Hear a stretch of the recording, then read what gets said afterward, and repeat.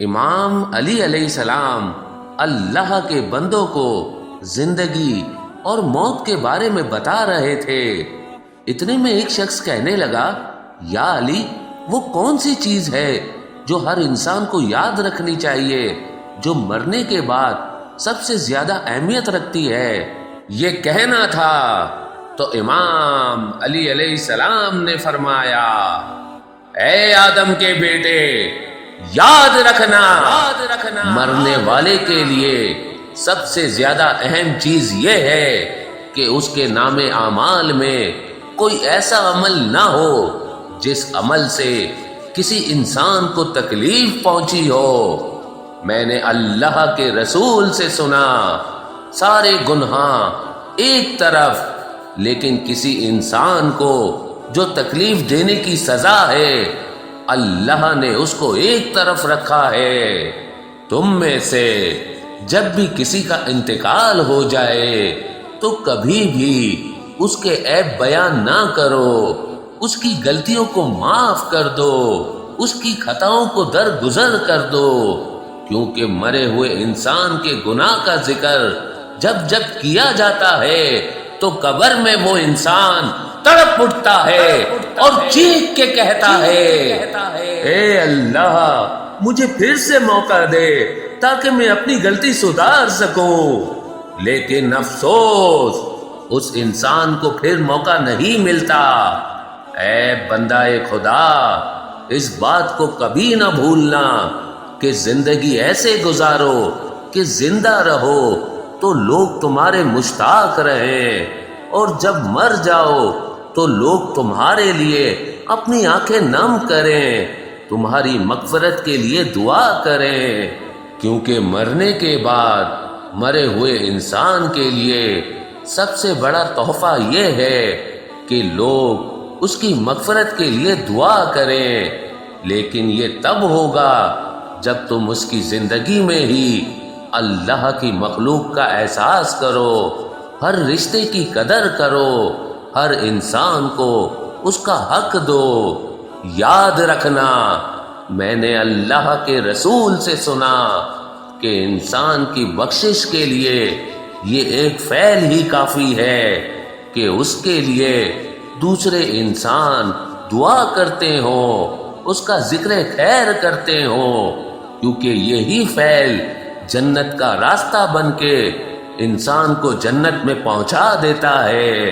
تو وہ پوچھنے لگا، یا علی، روز محشر اور برزخ میں سب سے زیادہ عذاب کس پر ہوگا؟ تو امام علی علیہ السلام نے فرمایا، اے شخص، ان لوگوں پر جو اپنے ہاتھوں سے ہی اپنے آپ کو مار دیتے ہیں۔ یاد رکھنا، خودکشی کرنا ناشکری کی انتہا ہے۔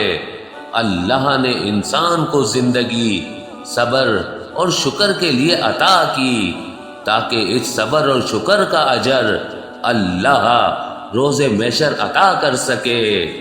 لیکن افسوس، جو انسان اللہ پر یقین نہیں رکھتے، مصیبتوں پہ صبر نہیں کرتے، نعمتوں کا شکر نہیں کرتے، وہ یہ بدترین قدم اٹھا کر اپنی دنیا اور آخرت تباہ کر دیتے ہیں۔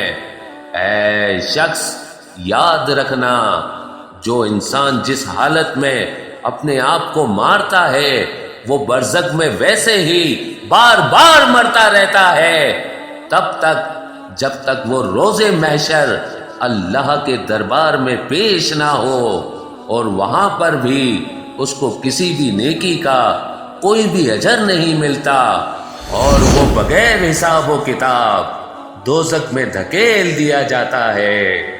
امیر المومنین امام علی علیہ السلام نے فرمایا، زندگی گھٹ رہی ہے، نیک اعمال سے موت کی تیاری کرو۔ کیا روح نکلنے سے پہلے کوئی اپنے پروردگار سے ملاقات کرنے کے لیے تیاری کرنے والا نہیں ہے؟ خبردار، زاد راہ کم نہ ہو اور اپنے جانے مرنے کے لیے زیادہ تیاری کرو۔ امیر المومنین امام علی علیہ السلام نے فرمایا، مصیبتوں کا بار بار آنا اللہ کی طرف سے اشارہ ہے جب تم یہ دیکھو کہ خدا تم پر مسلسل بلا نازل کر رہا ہے تو سمجھ لو کہ وہ تمہیں بیدار کر رہا ہے۔ امیر المومنین امام علی علیہ السلام نے فرمایا، ہر فرشتہ آپ پر درود بھیجے گا، اور جب بندہ سبحان اللہ کہتا ہے تو اس پر ہر فرشتہ درود بھیجتا ہے۔ سبحان اللہ۔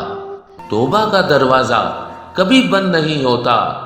اللہ کے رسول نے فرمایا، توبہ کا ایک دروازہ مغرب کی طرف ہے جس کی مسافت 70 سال کی ہے۔ یہ دروازہ بند نہیں ہوتا یہاں تک کہ پروردگار کی نشانیاں شروع ہو جائیں، یعنی مغرب سے سورج نکلنے لگے۔ اے لوگو، یہی وقت ہے جب راستے کھلے ہیں، چراغ روشن ہے اور توبہ کا دروازہ بند نہیں ہوا، اس سے پہلے کہ قلم خشک ہو جائے اور اعمال نامے لپیٹ دیے جائیں۔ کچھ کر لو، کچھ کر لو، کچھ کر لو۔